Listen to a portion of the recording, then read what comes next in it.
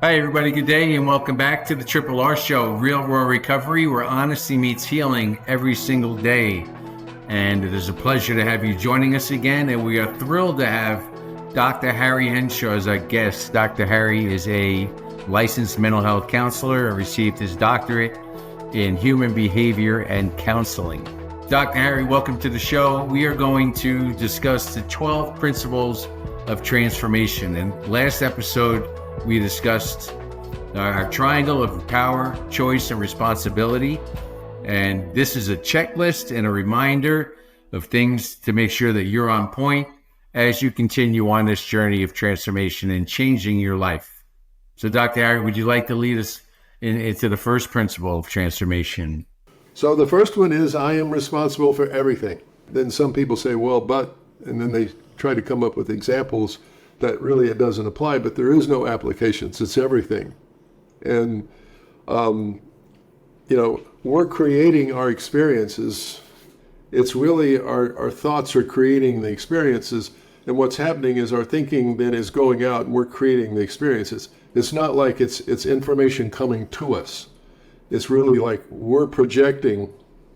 It's our thinking that's getting projected, and we call it experience. So it's like I've used the book, The Paradigm Shift. Yeah. And it's the basis of the paradigm shift is really quantum physics. So which is just a new way of looking at it. And that's been around for a long time. Well, but Dr. Harry, with that first one, people have an issue and a problem with the I'm responsible for everything, with scenarios where like, well, how could I be responsible for that? Sure. Because bad things do happen in life. Bad things happen to good people. And so they're like, well, how can they be responsible for that? They didn't choose that. Well, the thing is, there is two ways to look at it. And as you know, the first way is you can say, well, I'm responsible for how I respond to what happened to me. And for a lot of people, that's what I suggest that they take on and accept and work with. But the ultimate is we create the experiences. And Louise Hay in her work said that, and when she came to understand that it was her thinking patterns that created the space for all of the abuse to take place, then she fell free. But that's a statement about the ultimate form of responsibility. So there's two steps you can take. You can kind of ease into it and just say, well, I'm responsible for my response, and that's fine. You can do a lot of great stuff with that. But ultimately, we create the conditions for all of it. Now, we create them maybe as a kid, and we don't understand, and then later on in life, we can create that understanding with gaining the right knowledge and who to talk to help us see that. But at least that's a good starting point with our perception of the event and how we respond to it. Absolutely. And it's a legitimate way to start the process, for sure. So, because your response is important. How you respond to something is important. Now, as we're moving through the principles of transformation, number 2 is we choose our experiences. Right. And this is where the concept of responsibility becomes up close and personal. Responsibility has sort of as a concept or as an idea. Choice makes it a volitional act. Okay, I'm choosing what I experience. I'm choosing my responsibility. In my opinion, it just makes responsibility much more volitional, up close, more personal. Your responsibility is in your choice. You choose, you decide. That's how you're creating. That's your responsibility, if that makes sense. Yeah, absolutely. And for the third, now we have power. So again, here's the 3 legs of the triangle. So, I have the power to transform my experience and my life. Yes. Louise Hay said, you never give up your power. You always have it. You may try to give it up, but you still got it. And your power rests in one place, in your thoughts. The most powerful thing you have as a human being is your thinking.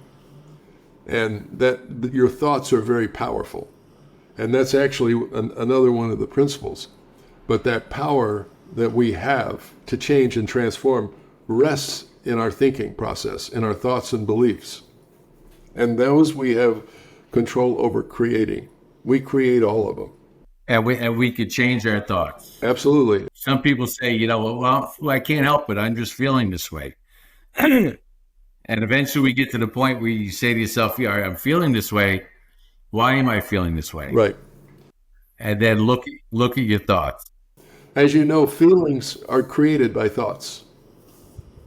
And a lot of people stop at feelings, but they need to push it more where they get into the thought that created the emotion or feeling. And when you change thoughts, feelings just disappear. They dissipate because their existence, really the best way to look at it is a thought, and it is to a feeling, as your self-image is to self-esteem. So when you think something, you feel it in your body.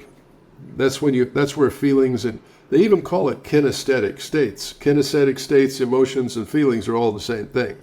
So the feelings that we have, we feel with our body. So when we have a thought, it automatically shows up as an emotion. And that's what we have to interrupt, right? Isn't that pattern interruption, right? So when we get to the point where we're able to analyze that, which is hard to do when you're in the throes of an emotion. Sure, or emotionally upset. You're right. It takes time to sort of calm things down. But yes, pattern interruption has to do with changing your thinking. When you change, because we have patterns of thinking, and they're ways of thinking, habitual ways of thinking that we've developed and we've nurtured, and we continue to do them. But now you've got to interrupt that. And when you interrupt that, you start to change the pattern.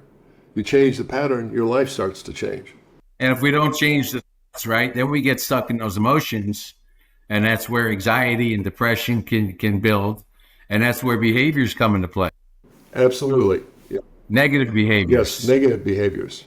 And if we don't change that, the behaviors continue to be the same as they were in the past. And that's not going to happen overnight, but with work and the commitment and doing it, that's where all of a sudden the light goes on. Right. So, talking about before being in the dark, then you come into the light, and everything starts slowing down, like you said, the Matrix before. Yeah. Everything, single thing plays a role in it, whether it's forgiveness, change, acceptance, identity. It just all comes together. Yes, it does come together. The plan for transformation. And you said one thing that was extremely important. It doesn't happen overnight. It's not instant gratification. It's not, as I say, learning this stuff is not linear. I wish it was. It'd be much easier. You just learn it and you're done with it.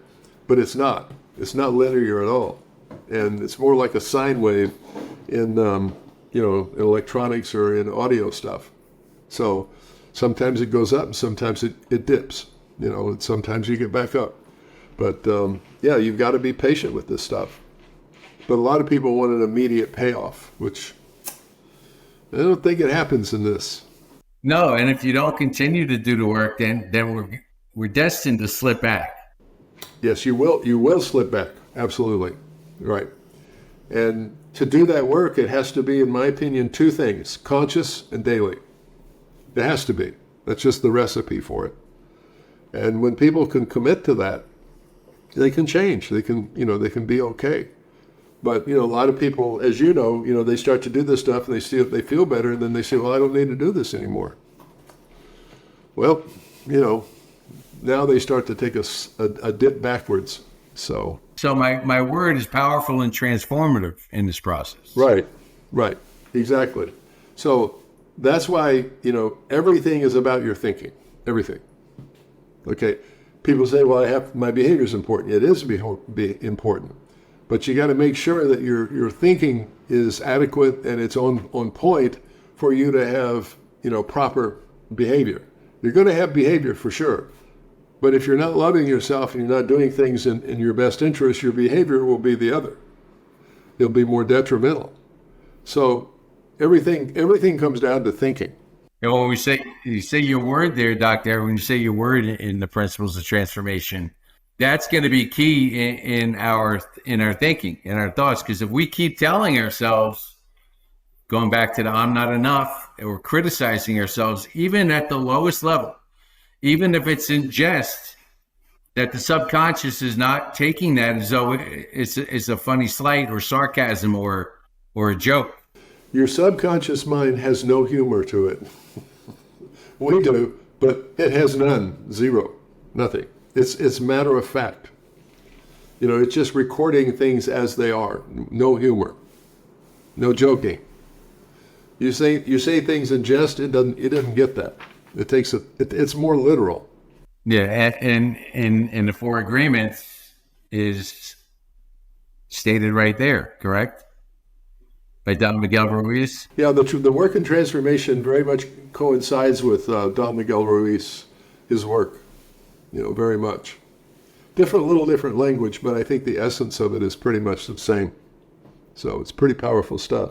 And you've mentioned already that the power is in the present moment. If we're looking at the past and actions that we have done and things that have happened to us, or projecting into the future as to what we want or what we need, and that we're not accessing our full power right here, right now.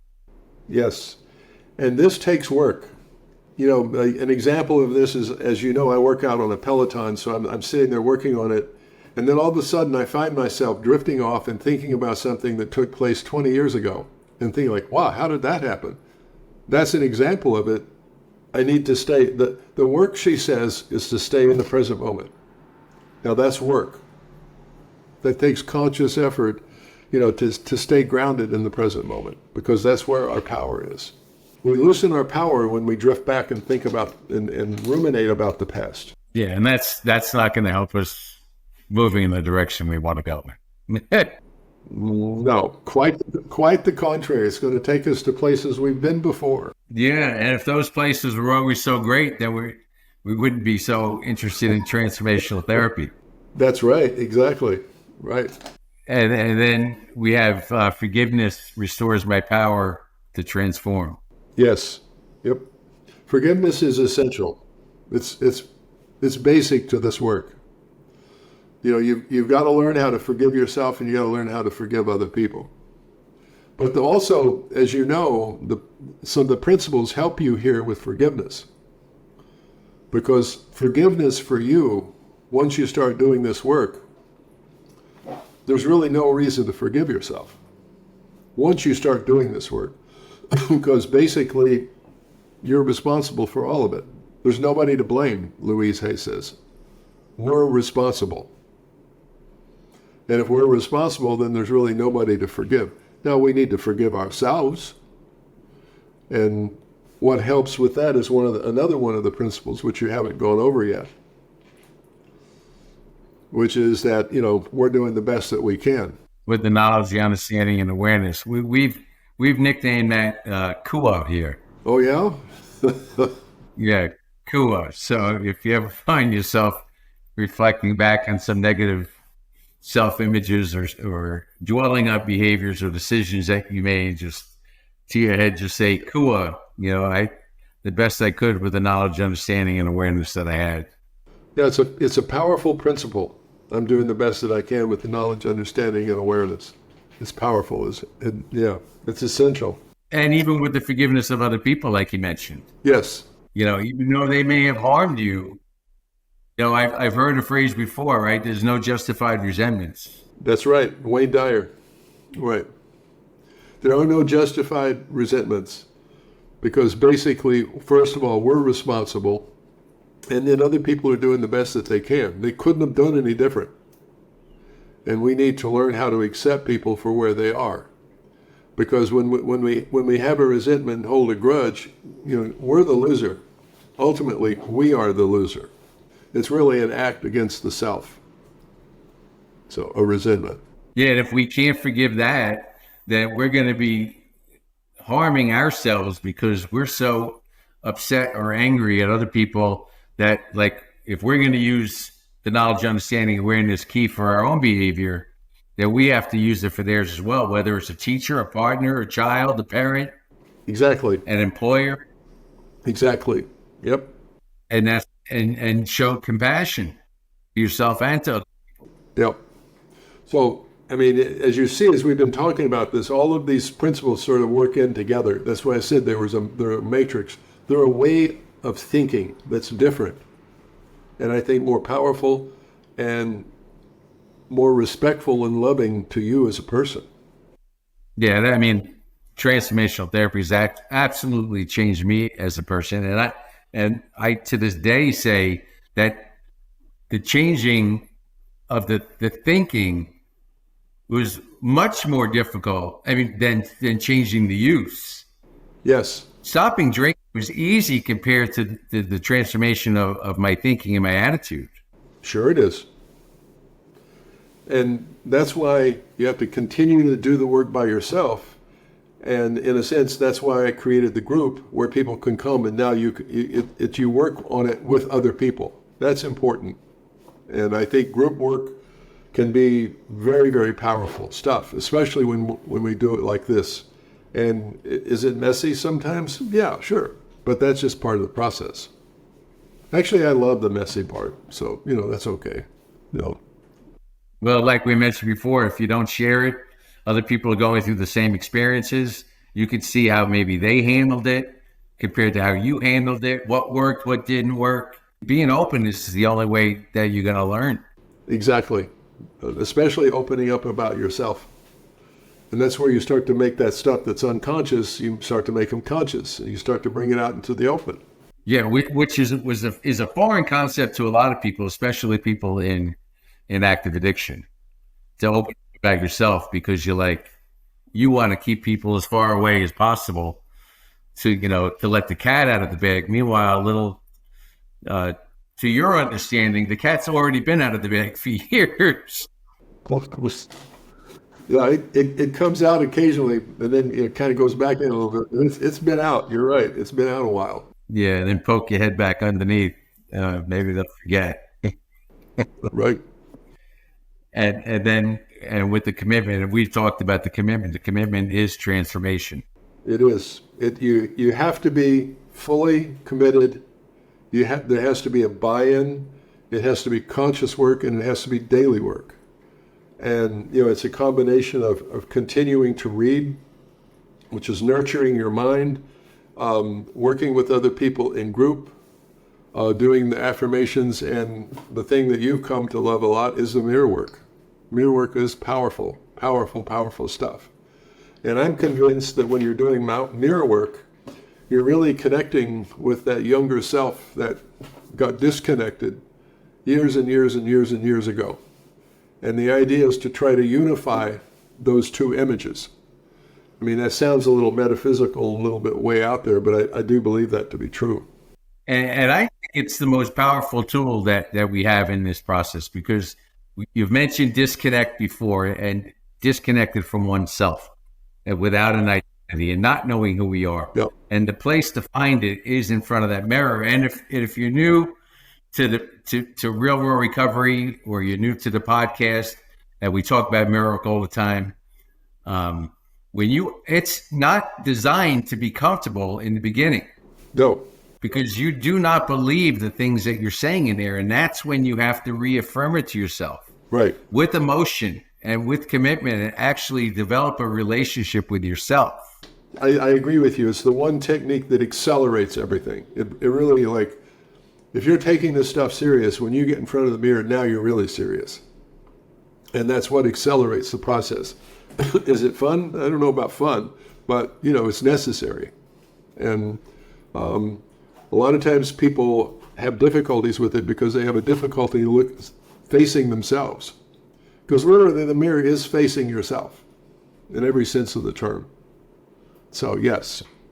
And it's not a hard tool to use. And if you follow our page at Real World Recovery, you can use sticky notes in your bathroom. Sure. Now, and people may look at you, coming into the bath and say, "What are these?" Yep. Those are my affirmations, and that's where your commitment comes in, and it doesn't matter to you. And that's the most important thing, and this is changing you. Right. And then the more you do it, then it's not a chore. No. Because you're living your life with integrity, and you're reaffirming how you are behaving, and you're reaffirming how you feel about yourself. Correct. At first it's terrible. Yeah. You're like, I don't believe, absolutely not do I believe that. Sure. I don't love my life exactly as it is right now. Mm-hmm. But the more and more you say it, the more you come to believe it. It's that relationship, absolutely. And that is, commitment is transformation. You were right. It's being committed to the process. And perseverance, just never giving up, period. Zero. You just don't give up. You just keep moving forward. Yeah, and you use the word osmosis a lot, right? So, I mean, we could buy all the books from enhancedhealing.com or at our resource page at realworldrecovery.org. And it comes in a nice box and everything. You put it on your desk or your bedside. You can put all the sticky notes on your mirror all you want. Yeah, that's right. But if you don't do the work, it's not going to get in here. And then the ninth, self-love is the solution to my addictive behavior and mental health concerns.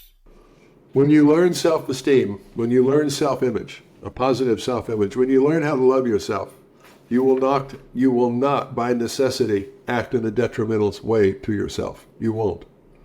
As Don Miguel Ruiz said, you won't sin against yourself. You won't. Basically, you'll honor yourself. You'll respect yourself.